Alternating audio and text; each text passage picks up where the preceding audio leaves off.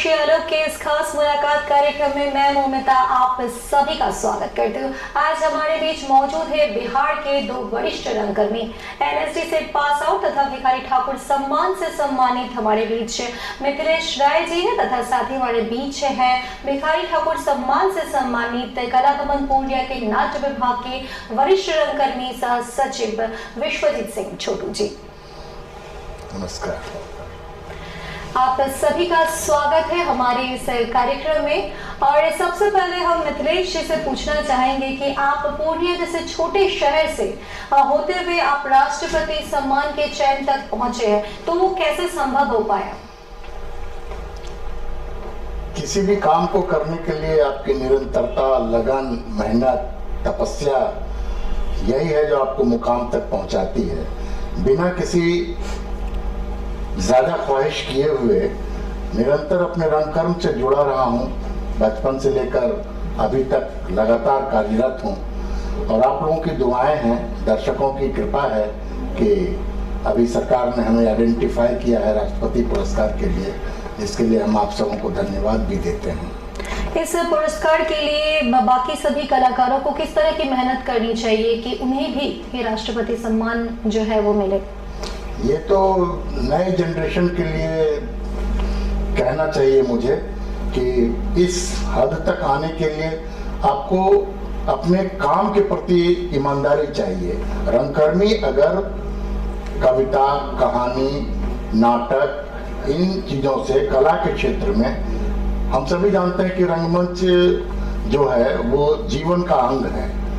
ये पूरी धरती जो है प्लेटफॉर्म है, इस पर हम लोग अभिनय करते हैं। इसी को लेकर के अगर कोई भी पात्र जिसको जीवन में आगे बढ़ना है वो निरंतर ईमानदारी से काम करते रहे और तुरंत की लालसा ना रखे कि हमको हर चीज मिल जाए, किसी से ईर्ष्या ना हो, जलन ना हो, अपना काम करते रहे निरंतर, तो मुकाम तक पाने के लिए यही एक गूढ़ रहस्य है। बिल्कुल, मिथिलेश राय सर ने बहुत ही अच्छा कहा है हमारे उभरते हुए जो कलाकार है उनके लिए कि आप लोग जो है करीब मेहनत करते जाइए। लगातार अगर आप मेहनत करोगे तो सफलता आपकी जरूर कदम चूमेगी। और हम दूसरा सवाल करेंगे वरिष्ठ रंगकर्मी छोटू जी से। विश्वजीत सिंह छोटू जी हमारे बीच मौजूद है। मैं उनसे पूछना चाहूंगी कि भिखारी ठाकुर जैसे सम्मान आपको मिला है, तो इस मुकाम तक जाने के लिए हमारे आज के कलाकार को क्या करनी चाहिए और आपको कैसे ये मुकाम मिला? सबसे पहले तो आज के जो रंगकर्मी है मैं उन्हें ये कहना चाहूँगा कि रंगकर्म के क्षेत्र में अगर आप काम कर रहे हैं तो सबसे पहले लगनशील होना पड़ेगा। आपको पैसेंस रखना पड़ेगा कि हम रंगमंच के माध्यम से रंगमंच एक समाज का आईना होता है और इसको किस तरह से हम प्रेजेंट करेंगे और कैसे हम इसको आगे लेके जाएंगे, तभी हम सार्थक कदम रख सकते हैं और आगे बढ़ सकते हैं। और जहाँ तक मेरी बात है कि भिखारी ठाकुर अवार्ड का पुरस्कार पाना, वरिष्ठ पुरस्कार, इसके पीछे एक रीजन ये है कि मैंने बहुत मेहनत किया है इस क्षेत्र में। 89 से लेके अब तक मैंने कभी रंगमंच को छोड़ा नहीं, अभिनय को कभी छोड़ा नहीं। और मेरा ये प्रयास था कि पूर्णिया जिले के जो भी सांस्कृतिक वातावरण है उसका निर्माण हो और यहाँ के कलाकार बहुत दूर तक जाए। मेहनत ही रंग लाई है और जिसके कारण से आज 2017 में मुझे वरिष्ठ पुरस्कार से भिखारी ठाकुर अवार्ड प्राप्त हुआ। बहुत ही सुंदर बात इन्होंने कही है हमारे बीच विश्वजीत सिंह छोटू जी। उनका कहना है कि जितने भी कलाकार हैं वो ईमानदारी पूर्वक अपनी कला के क्षेत्र में आगे बढ़ते जाए, निश्चित ही उसे सफलता मिलेगी। हम चलते हैं मिथिलेश राय जी से कि आपसे मैं पूछना चाहती हूँ कि इस क्षेत्र में जो प्रशासनिक सेवा मिलती है वो सेवा किस तरह की सेवा प्रशासनिक यहाँ पर मिलती है? हमारे कलाकारों के बीच या हम लोग कुछ कार्यक्रम करते हैं तो प्रशासन का क्या हाथ रहता है? देखिए, रंगकर्मियों को कीड़ा काटता है रंगकर्म का, और जो भी कलाकार बनना चाहता है उसको एक अच्छा मंच मिले। वो मंच है कलाभवन है और भी एक सरकार ने एक नया प्लेटफॉर्म दिया है पॉलिटेक्निक चौक पर। ये एक बेहतरीन जगह है जहाँ पर कि कलाकार अपने को मांझ सकते हैं। और सरकार की जो सहभागिता होती है तो वो साल में एक आध बार मिलती है हम लोगों को वो जगह, जैसे यूथ फेस्टिवल के लिए वो जगह देती हैं। या हमारे बिहार में एक सुविधा है कि हमारे बिहार को प्रयाग यानी कि इलाहाबाद से और कलकत्ता से, ये 2 जगह से, NCZCC और ECZCC, ये दोनों का सेंटर में हम लोग हैं बिहार में, इसलिए हमको दोनों का लाभ मिलता है। तो ये भी सरकार के द्वारा ही 9 सांस्कृतिक क्षेत्र में से इन दोनों का लाभ मिलता है, ये सरकार की मेहरबानी तो और है। कितनी मिलनी चाहिए हमारे कलाकारों को प्रशासनिक सेवा, सरकार से और कितनी सेवाएं मिलनी चाहिए ताकि उनकी जो भविष्य है वो उज्जवल हो सके? मिलने को तो अनंत है, जितना मिले वो कम है।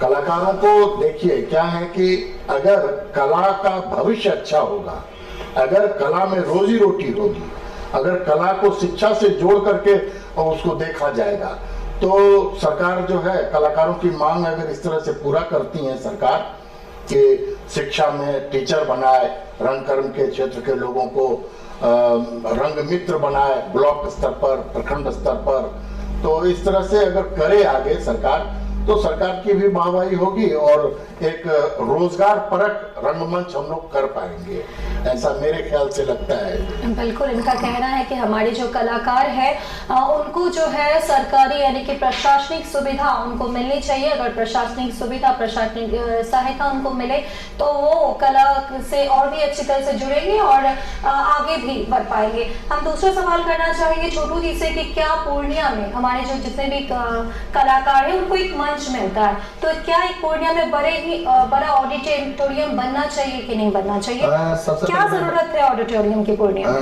सबसे पहले मैं बता दूं कि पूर्णिया जिला में एक मात्र ऑडिटोरियम था कला भवन, और इसके बाद बहुत तरह के यहाँ के रंगकर्मी ने आवाज़ भी बुलंद किया, आवाज़ उठाई।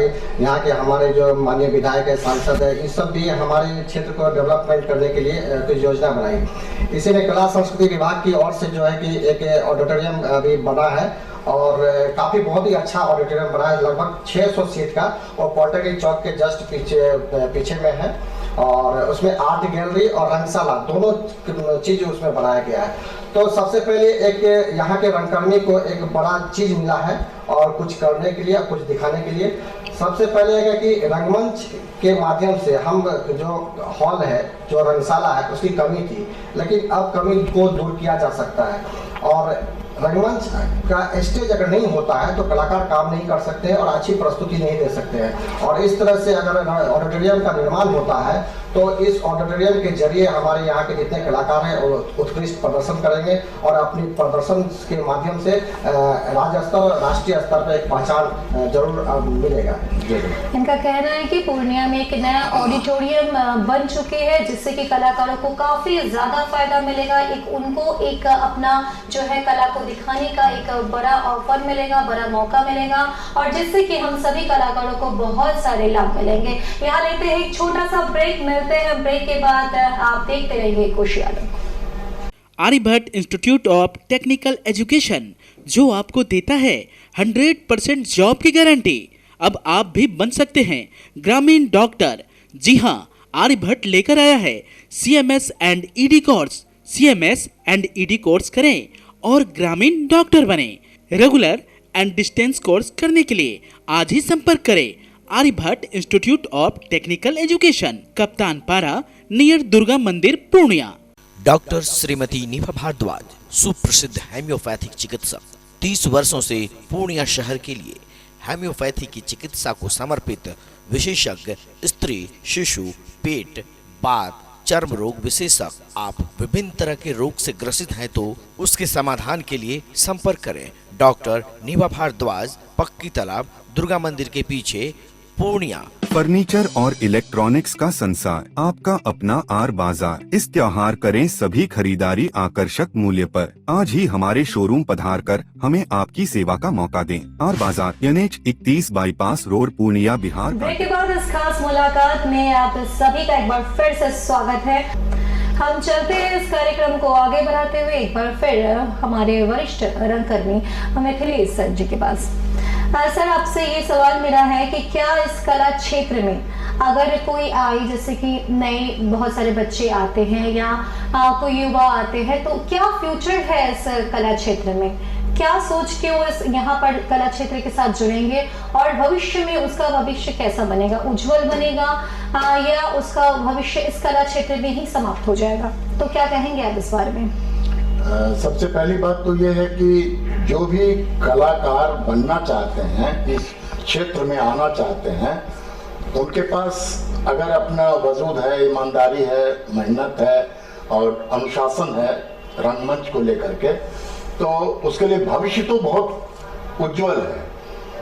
अगर वो यहाँ एक्टिंग करता है, ट्रेनिंग ले लेता है, तो इसमें कई सारे फैकल्टी हैं, लाइट है, साउंड है, म्यूजिक है, स्टेज है, स्टेज क्राफ्ट है, ढेर सारे फैकल्टीज हैं, कॉस्ट्यूम है, मेकअप है, तो हर विधा में वो शिक्षा ले सकता है और धीरे धीरे उसमें अगर प्रगति होती गई तो वो, जैसा कि मैंने पहले कहा था कि सरकार की ऐसी योजना भी बन रही है कि रंग मित्र बनाए, कला मित्र बनाए और अलग अलग विधाओं में शिक्षा के लिए स्कूल है, कॉलेज है, वहाँ अपॉइंटमेंट दे। ये भविष्य का सुनहरा भविष्य नजर आएगा। लगातार आप कला क्षेत्र से जुड़े हुए हैं, तो क्या लग रहा है कि बहुत सारे जो कलाकार हैं इसके प्रति उसकी रुझान देखने को मिल रही है कि नहीं मिल रही है? क्या चाहिए कि और बहुत सारे बच्चे इसके साथ जुड़े? क्या संदेश देना चाहते हैं आप बिहार के कलाकारों को? देखिए, कला तो हमेशा से फूल की तरह हर दिन खिलता है, लेकिन अगर उससे हमको कुछ रिटर्न मिलता है तो हमारे कलाकार प्रोत्साहित होंगे। प्रोफेशनल है एक, दूसरा है शौकिया। दो तरह के रंगमंच होते हैं। तो प्रोफेशनल जो है वो, अगर जैसे हमारे यहाँ एक भरतनाट्य कला केंद्र है, वो रेपेट्री है, उसको सरकार ग्रांट देती है। हम चाहते हैं कि उसी तरीके से यहाँ पर 5-7 संस्थाएं हैं रंगकर्म को लेकर के। सबसे रिच संस्था है कला भवन पूर्णिया, जिसको विश्वजीत जी चलाते हैं। तो उसको भी अगर रेपेट्री मिल जाता है कला भवन को, तो सारे कलाकारों को मासिक मिलेगा पैसा। आजकल 10,000 रुपया महीना हो गया है। एक कलाकार के लिए इतना सफिशिएंट है। 1,20,000 रुपया सालाना मिलेगा। ये प्रोफेशनल रंगमंच हो जाएगा। हम लोग जो हैं वो शौकिया रंगमंच करते हैं। तो शौकिया रंगमंच अपना पढ़ाई भी कर रहा है, खेलकूद में भी लगा हुआ है, कहीं आना जाना भी है और साथ में वो रंगकर्म कर रहा है। तो हम लोग ज्यादातर शौकिया रंगमंच करते हैं। शौकिया रंगमंच से ऊपर उठने की श्रेणी में हमें कोशिश करनी है। हमारे बीच मिथिलेश राय सर है, उन्होंने कहा है कि यहाँ के जितने भी कलाकार हैं वो शौकिया जो है अभी रंगमंच के साथ जुड़े हुए हैं, लेकिन उनको जुड़ना चाहिए, प्रोफेशनल होना चाहिए ताकि उनको आर्थिक मदद भी मिले और जिस तरह से उनको मदद मिले उस तरह से इतने जितने भी पूर्णिया के कलाकार हैं, बिहार के कलाकार हैं, उतने ही शौक से इस कला के साथ जुड़े। आपने कहा कि एक है जो शौकिया है, तो अभी क्या पूर्णिया या बिहार के कलाकार शौकिया इसके साथ जुड़े हुए, क्या उनको कुछ अभी आर्थिक मदद मिल रही है? हाँ, हम यहाँ पे कुछ लोग प्रोफेशनल हैं, संस्थाएं हैं जो प्रोफेशनल हैं, कुछ संस्थाएं हैं जो शौकिया संस्थाएं हैं। लेकिन जो यहाँ से निकल जाते हैं, पूर्णिया से ट्रेनिंग ले लिया हम लोगों के साथ से, विश्वजीत जी से ट्रेनिंग लिया और निकल गए बॉम्बे। अब वहां गए तो एक अच्छा मजा हुआ, कलाकार साबित होता है। पूर्णिया से निकले हुए हम लोगों के पढ़ाए हुए काफी लोग हैं जो बॉम्बे में एस्टेब्लिश्ड हो रहे हैं, काफी नाम और यश कमा रहे हैं। तो ये एक सीढ़ी है आगे बढ़ने की। तो शौकिया रंगमंच से उसकी तरक्की होती है और वो प्रोफेशनल हो जाते हैं। बिल्कुल, हमारे बीच जो मौजूद है वरिष्ठ रंगकर्मी, उनका कहना है कि आप सभी कला के प्रति जो है अपना रुझान को आगे बढ़ाएं, कला के साथ जुड़े और अगर जैसे ही आप पूरी तरह से उसमें निपुण हो जाते हैं, आप बाहर जाते हैं, तो आपको इसमें बहुत सारे नेम ऑफ फेम मिलते हैं और आप भी पूर्णिया के जितने भी कलाकार अभी जुड़े हुए हैं और जो भी जुड़ना चाहते हैं वो कला के साथ जरूर आए, जरूर जुड़े। और इस हमारे बीच जो है कला भवन नाट्य विभाग पूर्णिया है, उनके साथ भी जुड़ सकते हैं। उसके साथ साथ बहुत सारे ऐसे कला समूह हैं जिसमें आप आ सकते हैं। हमारा दूसरा सवाल है विश्वजीत सिंह छोटू जी से कि किस तरह का आर्थिक मदद जो कि मिथिलेश राय सर ने कहा, आपसे भी मैं पूछना चाहती हूँ किस तरह का आर्थिक मदद जो है हमारी पूर्णिया या बिहार के कलाकारों को मिलना चाहिए? सबसे पहले मैं बता दूं कि पूर्णिया में 2 रेपेट्री है और भारत सरकार के संस्कृति मंत्रालय द्वारा पूर्णिया के बिहार में कई जगह में रेपेट्री चल रही है और पूर्णिया में भी एक धमदा शकुंतला सेवा सदन है और पूर्णिया में भरतनाट्य कला केंद्र है। इन 2 संस्थाओं को रेपेट्री का पैसा मिल रहा है, रेपेट्री है। लेकिन मैं सबसे पहले ये बात कहूँगा कि सरकार पैसा दे रही है और काम उस स्तर से नहीं हो पा रहा है। लेकिन उन्हें काम करने की आवश्यकता है। सरकार अगर आपको सैलरी ग्रांट दे रही है, काम करने के दे रही है, तो हमारा जो थिएटर है, रंगमंच है, उसका उत्थान काफी अच्छा होना चाहिए। यहाँ के कलाकार काफी अच्छे काम करने चाहिए। परंतु मैं तो बार बार देख रहा हूँ कि साल में मात्र एक भी नाटक नहीं हो पा रहा है, किसी जो भी रिपेटरी को पैसा मिल रहा है। तो ऐसा है कि मैं मिथिलेश भैया से भी आग्रह करूंगा कि आप भी उस रिपेटरी से संस्था से जुड़े हुए हैं, और वैसे जो संस्था है उनको हम लोग को जो कलाकार है उसे मतलब सहयोग लेके और उसको आगे बढ़ाया जाए और रिपेटरी को अच्छे ढंग से चलाया जाए, तब एक सार्थक प्रयास होगा। सरकार का जो नीति है कि कलाकारों को जो मानदेय मिलना चाहिए उसका सार्थक प्रयास होगा। काफी सालों से आपने कहा कि आप 89 से कला के क्षेत्र में जुड़े हुए हैं, तो अभी किस तरह के कलाकार कला भवन से जुड़ रहे हैं? क्या उसको आर्थिक मदद मिल रही है, और अगर आर्थिक मदद मिलने में कमी हो रही है तो क्या उसका रुझान आगे बढ़ते जा रहा है या वो अपने कदम पीछे कर रहे हैं? सबसे पहले है क्या कि जैसे मिथिलेश भाई जी ने बताया कि प्रोफेशनल और जो स्वेच्छा से काम करते हैं जो रंगकर में, मैंने भी 89 से जब काम किया तो काफ़ी प्रयास किया, अपने से भी लोगों से सहयोग लेके प्रयास करता रहा और उस मुकाम तक रंगमंच को हमने पहुंचाने की कोशिश की। और जो हमारे साथ लड़के काम कर रहे हैं, लड़कियां काम कर रहे हैं, हम लोगों ने ये कोशिश की कि यहाँ के सांस्कृतिक वातावरण और जो कलाकार है उसको राष्ट्रीय स्तर के मंच मिले। तो हमने बहुत अपने प्रयास से NCZCC जो पूर्वी क्षेत्र सांस्कृतिक केंद्र कोलकाता है और उत्तर मध्य क्षेत्र सांस्कृतिक केंद्र इलाहाबाद प्रयागराज है, उनसे हम लोगों ने संपर्क किया, कला भवन ने संपर्क किया। कला भवन नाट्य विभाग के जरिए हम लोग सांस्कृतिक महोत्सव और नाट्य महोत्सव और कई ऐसे राष्ट्रीय महोत्सव में हम अपने कलाकारों को भेजने की कोशिश किया, प्रयास किया।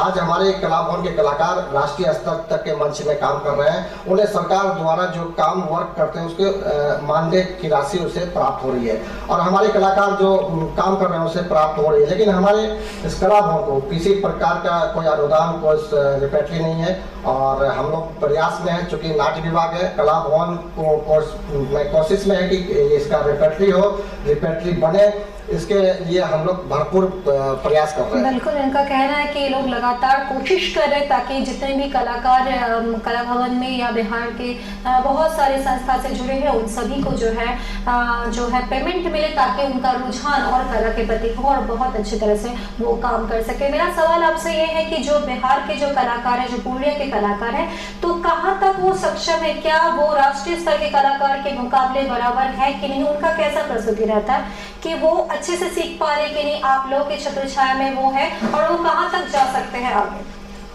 है कि आपको मैं बता दूं कि कला भवन और जो भी संस्थाएं हैं, भरतनाट्य कला केंद्र, रेणु रमन संस्थान है और अभिनायक नाट्य मंच थी, सभी क्षेत्र में अपने अपने काम कर रहे थे। और कला भवन में हम लोगों ने बहुत प्रयास किया थिएटर के माध्यम से कि थिएटर के जो कलाकार हैं उसको राष्ट्रीय स्तर तक मंच भी प्रदान हो। है क्या कि ऐसा है कि हमारे यहाँ कलाकारों में बहुत कुछ सीखने के जुनून है, लेकिन उससे उतना सुविधा नहीं मिल पाती, जिसके कारण से वो वंचित रहते हैं। पहले सबसे पहले रंगमंच थिएटर में जब हम नाटक करते हैं, एक नाटक का बजट लाखों रुपया होता है। उस नाटक को करने के लिए हम लोग किसी तरह चंदा इकट्ठा करके उस नाटक को तैयार करते हैं और नाटक की प्रस्तुति करते हैं। उसी में कोशिश करते हैं जो हमारा म्यूजिशियन है उसको कैसे हम लोग पेमेंट करें, कैसे उसको आगे बढ़ाएं। तो बहुत सारी आर्थिक दिक्कतों के साथ आपको जो है एक नाटक को आगे पेश करना पड़ता है। बिहार में ये समस्या देखने को मिल रही है। आप चलते चलते आप क्या कहेंगे हमारे बिहार पूर्णिया के कलाकारों को? क्या बोलना चाहेंगे कि आप वो कला भवन के साथ जुड़े या कलाकार? मैं सबसे पहले ये बोलूँगा कि रंगकर्मी के क्षेत्र में अगर काम करना चाहते हैं और सबसे पहले अपने आप को पेशेंस रखें और काम करने का जुनून है तो आगे हमारे साथ जुड़े। मिथिलेश भाई हैं, कला भवन है, उनसे जुड़ के कुछ रास्ता ले। चूँकि प्राय देखा जा रहा है कि बहुत लड़के एक दो नाटक करते हैं, मुंबई भाग जाते हैं, फिर उस तरह का मुकाम नहीं मिलता है। उन लड़कों से भी मैं कहूँगा कि आगे बढ़ने के लिए सबसे पहले अपनी जमीन पर उतरे, जमीन पे खड़ा हुए और थिएटर को समझे कि थिएटर क्या है, रंगमंच क्या है, तब आप आगे मुकाम हासिल कर सकते हैं। क्या कहेंगे आप मिथिलेश सर हमारे पूर्णिया और बिहार के कलाकारों के लिए क्या संदेश देना चाहेंगे आप? देखिए, हमारे यहाँ के जो कलाकार हैं वो सिर्फ पूर्णिया तक ही सीमित नहीं है। ये लखनऊ हो कि पटना हो, दिल्ली हो, छत्तीसगढ़ हो, मतलब पूरे देश में घूमते रहते हैं। हमारे यहाँ राष्ट्रीय स्तर पर कई सारे सम्मान आए हुए हैं, चाहे वो कला भवन का हो, भरतनाट्य कला केंद्र का हो, या वो धमदाहा का हो। इन तमाम लोगों ने राष्ट्रीय स्तर पर पूर्णिया का नाम रोशन किया है। तो बिना मेहनत के तो वो स्थिति नहीं बनती है। बहुत ही तगड़ा कंपटीशन होता है। पहले हम पूर्णिया में जीतते हैं, फिर हम पटना जाते हैं, फिर हम किसी और राज्य में जाते हैं, तब जाकर के वहां से सम्मान लेकर के आते हैं। कभी गोवा गए, कभी मतलब अलग अलग शहरों में, उड़ीसा गए। तो पूर्णिया का रंगकर्म बहुत ही समृद्ध और बहुत अच्छा रिजल्ट देने वाला है। हमारी रिक्वेस्ट है तमाम रंगकर्मियों से कि और मैं एक बात बता दूं कि जो हमारे रंगकर्मी कलाकार जो हैं, वो चाहे डांस के क्षेत्र के हों या रंगमंच के हों, वो जो जाते हैं बाहर में तो उनको अच्छा पैसा मिलता है।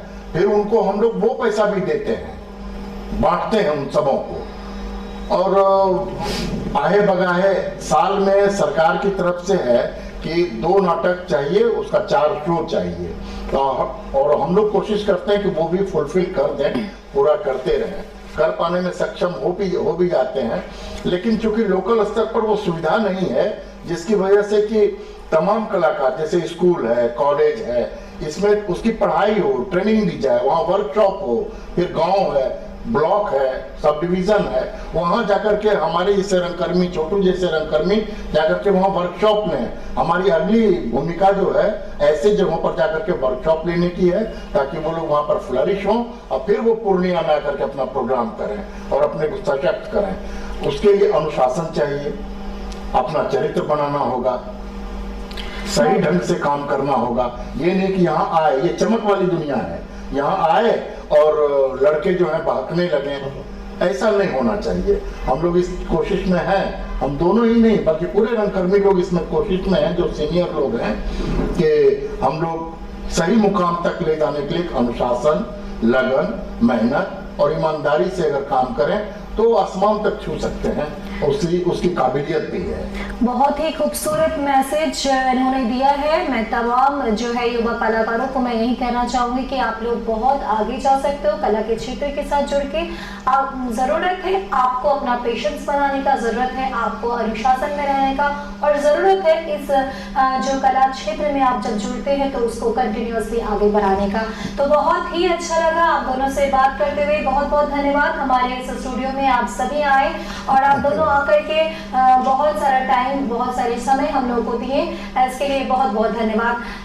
खास मुलाकात में आज के लिए बस इतना ही। बहुत सारे और भी खास मेहमानों के साथ मैं ममता फिर से हाजिर होंगी। तब तक के लिए नमस्कार।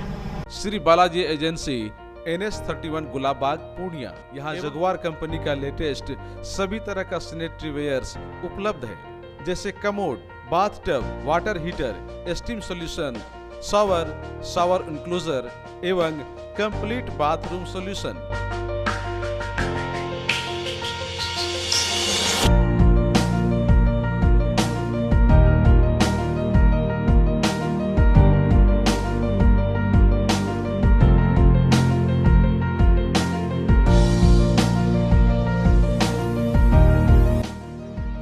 वहीं बालाजी एजेंसी में AGL कंपनी के लेटेस्ट डिजाइन के टाइल्स, मार्बल्स भी उपलब्ध है, जहां आपको मिलेगा ऑफिस, घर, पार्किंग, होटल्स को डिजाइन करने के लिए मजबूत और खूबसूरत डिजाइन वाले floor tiles, wall tiles, double charge, verified tiles, bathroom एवं किचन टाइल्स की पूरी रेंज भी।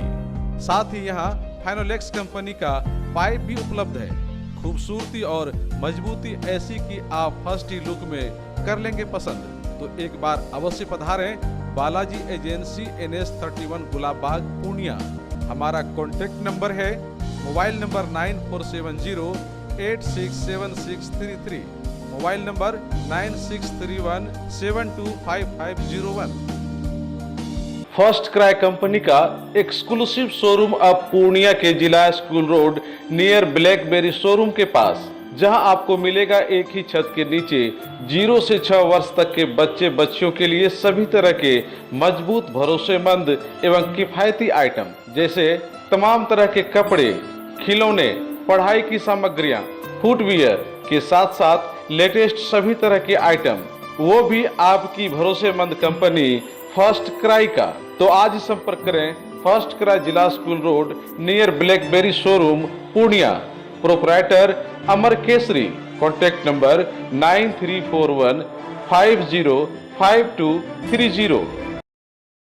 आदित्य इंटरप्राइजेज का काजरिया टाइल्स एवं केरोविट सैनिटरी आइटम का एक्सक्लूसिव शोरूम अब एक ही छत के नीचे NS31 मरंगा पूर्णिया में। यहाँ लेटेस्ट डिजाइन के टाइल्स, मार्बल्स उपलब्ध हैं, जैसे floor tiles, wall tiles, double charge verified tiles, bathroom kitchen tiles की पूरी रेंज। यहाँ एक ही छत के नीचे केरोविट का सैनिटरी वेयर भी उपलब्ध है, जैसे commode, water heater, shower enclosure, bath tub, steam solution एवं कंप्लीट बाथरूम सॉल्यूशन।